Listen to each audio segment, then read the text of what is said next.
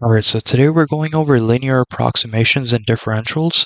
So a linear approximation is essentially an easier way of finding a y value at a given x value. So of course you can just plug in the x value into the function and then get the y value.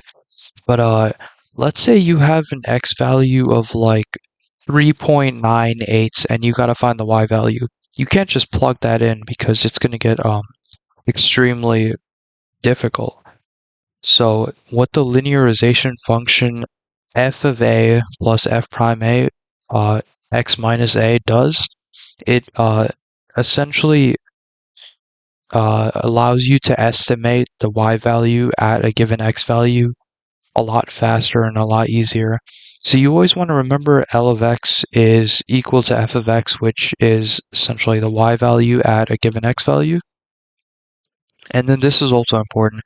If an equation tells you to find dy, it's essentially asking you to find the derivative of the function and dx. And sometimes it'll give you the dx value and then the x value, and you have to plug it in and find out dy. And it could also be the case that dy over dx is equal to f prime of x, which is also true. Alright, so let's start with number 1, 2, 3, and 4. So let's write down the linearization function. So it's L as a function of x is equal to f as a function of a plus f prime of a and multiplied by x minus a. So you want to memorize that equation, or rather formula, so it can help you out. So we're for number 1, let's start off with that. Is function at f of x is x cubed minus x squared plus 3, and we want to linearize the function at a equals -2. So it's essentially the x value at -2 of -2. So we already have the function, and now we need to find derivative so that we can find out f prime of a. So we can just use the power rule here. The derivative is going to be 3x squared minus 2x. And now let's plug in everything for the linearization function. So f of a is going to be essentially -2 plugged into x cubed minus x squared. So if we plug it in, -2 cubed is going to be -8, and then minus -2 squared is going to be 4. So we're going to have -12 first, plus f prime of a, which is going to be a -2 plugged into a derivative function, which is going to be -2 squared is 4, and then 12 minus, or rather 12 plus 4. So we're going to have 16 times x minus a, which is just x minus -2, which is x plus 2. And that's the function linearized. You could obviously also multiply it out, and then so you could have just two things there. But you could also leave it in this form. This would just be the linearization at a equals -2 of number 1. Now let's move on to number 2. Number 2 is function f of x is equal to e to 3x power, and we want to linearize it at a equals 0. So again, let's find the derivative of e to 3x power, which is going to be 3e 3x. So when we found derivative, I used the chain rule. So e to the 3x, let's say 3x is the outside function and e is the inside function. So what we're going to have is 3 moves on to the front, because when you have e to the something power, you want to move the coefficient to the front, but the x stays there, because e is a constant to an x value. So it's a little bit confusing, but essentially you want to move the coefficient to the front using the chain rule, and then e to 3x would stay the same. So your derivative would be 3e to 3x power. So now let's write out the linearization function. We'd have L of x is equal to f of a. First we want to plug in 0 to the f of x, which that would be e to 0 power, which is just 1. Anything to 0 power is 1. And then plus f prime of a, which is going to be 0 plugged into the derivative function, which is going to be 3 times e to the 0th power, so it's going to be 3 times 1, which is going to be 3, and x minus a, which is x minus 0, but we could just put 0. And if we simplify this, we're going to have L of x is equal to 1 plus 3x, and that would be your final answer. Now for number 3 is we have f as a function of x is equal to x to the 1/3 power, and then we want to linearize it at a equals 8. So first, so we know f of x is x to the 1/3 power, we know that. Now we need to find f prime of x, so f prime of x is going to be a derivative of that, which is going to be 1/3, because we bring that to the front, x to the 1/3 minus 1 power, which is going to be negative 2/3 power. So if we write it out, we're going to have 1 over 3 to the x 2/3 power on the denominator. And now let's write out the linearization, or let's plug it all in. So f of a is going to be 8 plugged into the original equation, f of x, so the cube root of 8 is going to be 2, plus f prime of a, so 8 plugged into a derivative here. So 8 squared is 64, the cube root of 64 is 4, multiplied by 3, so we're going to have 1 over 12, and times x minus 8, or rather x minus a, and a is 8, and this would be your linearization function, and you could also multiply it out and make it look simplified, but you could also leave it like this. And now number 4, f function f of x is cosine 2x, and we want to linearize it at pi over 6. So again, we have f of x right here, and we want to find derivative of f of x, which by the chain rule, we have the derivative of the outside function. We keep the inside the same, multiplied by the inside function derivative, which is, we could write it down here, it's going to be negative sine 2x times 2. So we could actually write it right here. So f prime of x is equal to negative 2 sine 2x, because there's a 2 in the front, because derivative of the inside, which is 2x, is 2. And then derivative of cosine is negative sine. And now if we plug it all in into function L of x, we're going to have fa, which is, we want to plug in a for x, which is going to be cosine. Pi over 6 times 2 is going to be pi over 3. Cosine pi over 3 plus f prime of a, which is going to be negative 2 sine 2x, or 2 times pi over 6, which is going to be again pi over 3, and x minus a. So it's going to be x minus pi over 6. And that is your final linearization function at a equals pi over 6, which is going to be L of x is equal to cosine pi over 3 plus negative 2 sine pi over 3 multiplied by x minus pi over 6 in parentheses. Alright, so now we're going to move on to number 19, 21, 22. So basically for these, we have to find the differential dy, which is essentially derivative of this, using the dy formula that we went over at the start. And we have to evaluate dy for the given values of x and dx that were given. So first for number 19, we got y equals e to the x to 10 power, x to over 10 to power. So if we find the derivative of that, we're going to have dy is going to be equal to 1 over 10 e to the x over 10 power, and that's going to be dx at the end. So that is the derivative. And now what we have to do, we already did a. we found the differential dy. Now what we have to do is we have to plug in 0 for x and 0.1 for dx. So we plug in that, we're going to be given dy is equal to 1 over 10 e to the 0 power, because 0 over 10 is 0, multiplied by dx, which is 0.1. And so 1 over 10 times e to 0 power is going to be 1 over 10, multiplied by 0.1, which is essentially 1 over 10 times 1 over 10. So 1 over 10 multiplied by 1 over 10 is just going to be 1 over 100, which is also dy is equal to 0.01. And that would be our answer for B. And your answer for A would just be the derivative function right here.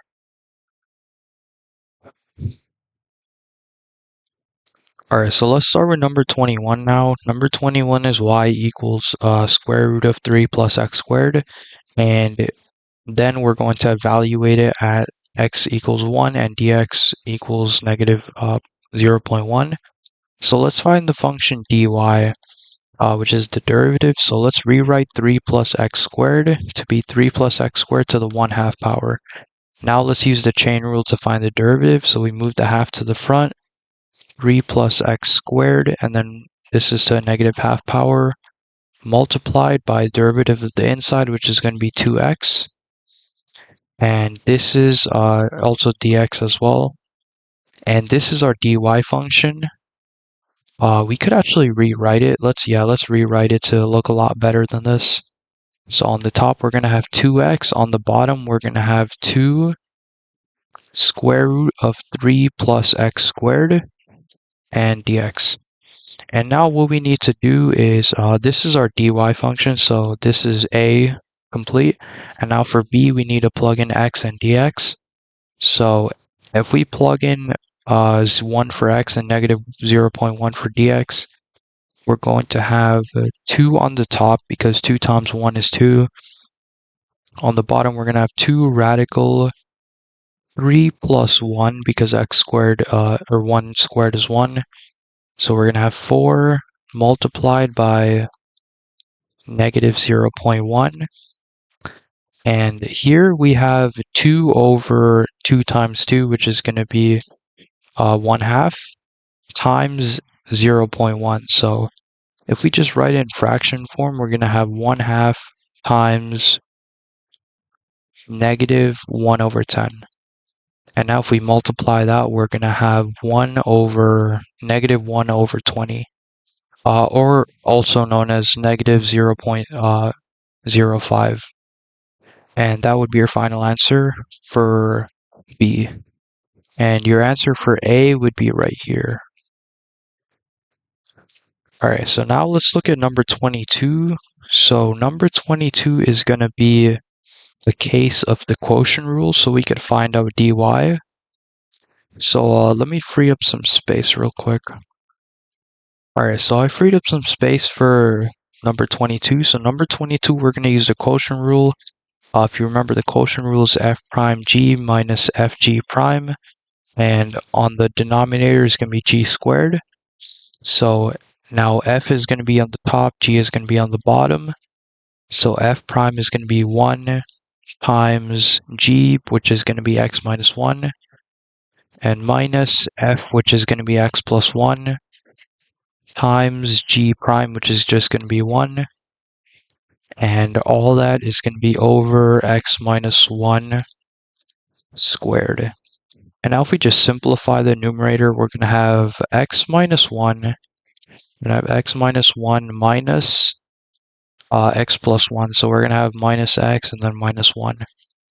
So the x is crossed out, and we have negative 2 on the top. Negative 2 over x minus 1 squared.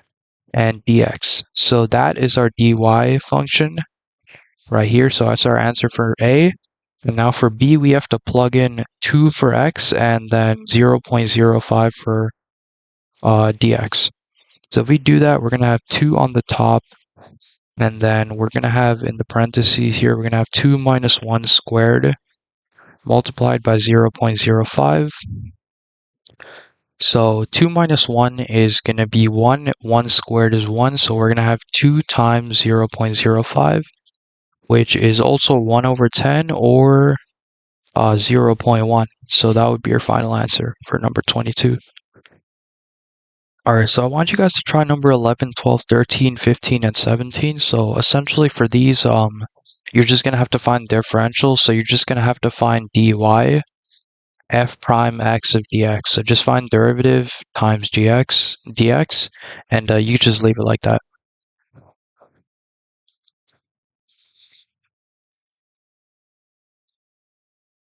Alright, let's take a look at number 11. So number 11 is y is equal to e to the 5x power. So if we find the dx, or the derivative rather, we're going to have 5 move to the front as a coefficient. So your dy function is going to be 5e 5 to the 5x power dx. And that is your answer for that. And let's move on to number 12. Number 12 is y equals square root of 1 minus t to the 4th power. So we rewrite it real quick. We're going to have 1 minus t to the 4th power to the half power. So now let's use the chain rule to find the answer. We're going to have a half 1 minus t to the 4th power to a negative half power multiplied by a derivative of the inside, which is going to be negative 4t cubed. And now all we need to do is just make it look pretty and add a dx to it. So we're going to have dy is equal to negative 4t cubed over 2 times the square root of 1 minus t to the 4th power. And I believe that, yeah. And then you want to add a dx. Let's just add it to the top. So that is your final answer. You can add the dx to the numerator or outside the fraction. It really doesn't matter. But yeah. Now let's move on to number 13. Number 13 is going to be a case of the quotient rule. So the quotient rule is f prime g minus f g prime over g squared. I kind of written over the question. But top is going to be f, bottom is going to be g. So if we use the quotient rule, we're going to have 2 times f prime, which is 2, times g, which is going to be 1 plus 3u, minus f, which is going to be 1 plus 2u, times g prime, which is going to be 3, over 1 plus 3u squared. And we're not going to multiply that out. And so now we're going to multiply the top out. We're going to have 2 plus 6u minus 3 minus 6u. So the u's are just going to cancel out, and we're going to have negative 1 on the top. So if we just write the question as the final answer, we're going to have dy is equal to negative 1 over 1 plus 3u squared dx. And you don't have to multiply out the denominator just because it's not necessary, as it's not going to help us achieve a better answer. So that'll be your final answer for number 13. So for number 15, to find the differential, we could use the quotient rule, but I much rather use a chain rule just because it's a lot easier. So 1 over x squared minus 3x, if you rewrite it, it would be x squared minus 3x to the negative 1 power. Now finding the derivative of this is a lot easier, since negative 1 power is going to be our outside function, and x squared plus minus 3x is going to be our inside function. So if we find the derivative, we're going to have negative x squared minus 3x. So it's going to be negative 1 minus 1, which is going to be to the negative 2nd power, multiplied by 2x minus 3, which is derivative of the inside. And now if we rewrite it, we're going to have dy is equal to, on the top, we're going to have negative 2x minus 3. And on the bottom, we're going to have x squared minus 3x squared. And dx, of course. And that would be your final answer, which is a lot faster than using the quotient rule. And now number 17 is our final answer, or rather question actually. We have ln sine theta. So if you remember, the derivative of an ln function, ln of x, would be 1 over x multiplied by the derivative of x, which is 1. And now if we apply that same rule here, which is the quotient rule, or not the quotient rule, the chain rule, we're going to have dy is equal to 1 over sine theta multiplied by derivative of the inside, which is cosine theta. And we're going to have dy is equal to cosine over sine, essentially, which cosine over sine is the opposite of tangent, or the reverse of it, which is cotangent. So our final answer will be dy is equal to cotangent theta dx. And that is our final answer for number 17. Alright, so I want you guys to try number 5 and number 6. So essentially here, you're going to use the linearization function to basically estimate the values of square root of 0.9, square root of 0.99. So you could pause the video and do that.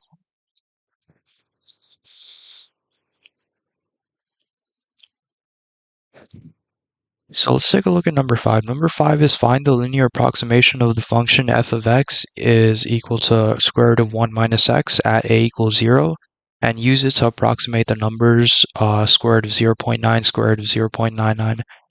I'd also illustrate the graph by graphing f and the tangent line, but we're not going to actually draw out the graph just because for the purpose of this video it's not really relevant. So let's take a look at, let's write out the linearization function here. So it's going to be L of x is equal to f function f of a minus f prime of a, x minus a. So let's look at the question first. Well, we know what we're going to do with f of a. This is the original function. So we need to find how we're going to find f prime of a. So we need to find derivative of a function f of x. So if we rewrite the function f of x, we're going to have 1 minus x to half power. And if we find the derivative of that, that's going to be half 1 minus x to the negative half power multiplied by inside derivative, which is going to be negative 1.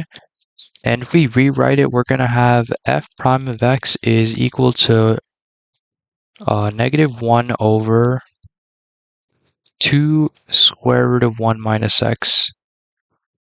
And now all we need to do is just plug in for the linearization function and get on with our day. So if we plug in, we need our a is going to be 0. So if we plug in 0 for the original function, we're going to have 1 minus 0. Square root of that 1 is going to be 1. And now for that's going to be plus, this is actually f of a plus f prime of a. So f prime of a is going to be, we're going to plug in 0 to a derivative function right here. So we have square root of 1, 1 minus 0 is 0. So square root of 1 is going to be 1 times 2, which is going to be 1 half, and then negative out in front. So we're going to have minus 1 half. And in parentheses, we're going to have x minus 0. And now this is our linearization for number 5. So now we need to plug in and find out the linearization of square root of 0.9 first. So in order to find out what x value to plug in, let's first create this little equation. So we have square root of 0.9 is equal to 1 minus x. So what x value here would satisfy this equality or make this equal? We could even take away the square roots just to make it easier. So we know that if the x value is 0.1, 1 minus 0.1 is 0.9. So we know that the x value is going to be 0.1. So x is going to be equal to 0.1. So let's plug in 0.1 to this equation. We're going to have L of x is 1 minus half. And then 0.1 minus 0 is going to be 0. 0.1. So now we know It's going to be L of x 1 minus, we know half times 0.1 is going to be 0.05, and that's going to be equal to 0.95. And let's visualize it for a second. So you plug into a calculator the square root of 0.9, and the square root of 0.9 is going to be about 0.948, which is extremely close to 0.95. So you could kind of visualize how the linearization function could actually, help you in finding, a value of the function. Instead of having to actually do this by hand, I wouldn't put this on my enemy to figure out square root of 0.9 by hand. But if you don't have a calculator, especially in calculus tests, the linearization function is useful. Now let's plug in 0.99. So let's do the same thing we did. What x value would give us 0.99, which would just be 0.01. So if we plug in 0.01, we're going to have 1 minus half times 0.01.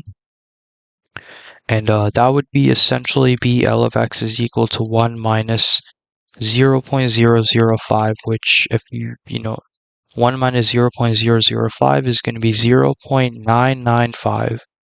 And if you also plug in the square root of 0.99 into a calculator, it would give you around 0.948, I believe, which is also extremely close to 0.995. So this would be your answer for both of them. And yeah, those are the approximations for both of them. Now let's move on to number 6. So number 6 is about the same question. Find the linear approximation of the function and use it to approximate the numbers cube root this time, 0.95 and 1.1. So we know the function here that we're going to plug into L of x. We need to find the derivative of this. So if we rewrite it out, we're going to have 1 plus x to 1/3 power. And the derivative of that is going to be, let's write out here, 1/3 1 plus x to the negative 2/3 power actually. And multiplied by 1, which is derivative of the inside, but we don't have to write it out. Let's write out derivative so it looks a lot better. We're going to have 1 over 3 to the cube root of 1 plus x squared. Looks a little bit messy, but that's going to be our f prime of x, or g prime of x actually. So now let's find out or get the linearization function handy. So we're going to have f prime of a, or f of a. A is going to be 0 again, so 1 plus 0 is going to be 1. The cube root of 1 is going to be 1. And now let's plug in f prime of a. A is 0, so we're going to have 1 squared, which is 1. The cube root of 1 is going to be 1. And so we're going to have plus 1 over 3. And in parentheses, we're going to have x minus 0. And now we're going to do the same thing which we did last question to find out the x value. So say cube root of 1 plus x is equal to cube root of 0.95. So what x value here would satisfy this? We could actually cross out the cube root since they're same on both sides.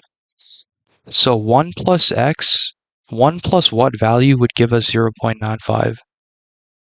So if we figured that out, it would actually be negative 0.05. So 1 minus 0.05 would give us 0.95. So now what we do is plug in 0.05 here, and we're going to have L of x is equal to 1 plus 1 over 3 times negative 0.05. And now if we multiply that out, we're going to have, so we're going to have L of x is equal to 1 minus 0.0167. And so we're going to be left with L of x is equal to 0.983, and then 3 would be continuing on. So if you plug into a calculator real quick, the square or actually the cube root of 0.95, so it'd be 0.95 to a 1/3 power, it would give you 0.983047, which is extremely close to the approximation we made. The approximation we made was 0.983, continuing on forever. So this would be your linear approximation for cube root of 0.95. Let's try the cube root of 1.11. So let me just erase all that out. And now let's find the x value for 1.11. So we have cube root of 1 plus x is equal to the cube root of 1.1. So we need to figure out what x value would give us that. So we could just remove the cube root to make it easier to look at. 1 plus x is equal to 1.1.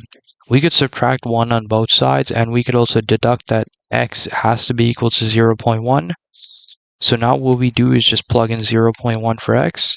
So we're going to have L of x is equal to 1 plus 1/3, 0.1.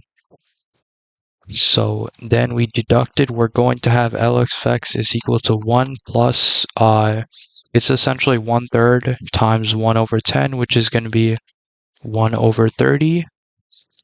And we're going to have L of x is equal to 1 plus 1 over 30 is going to be equal to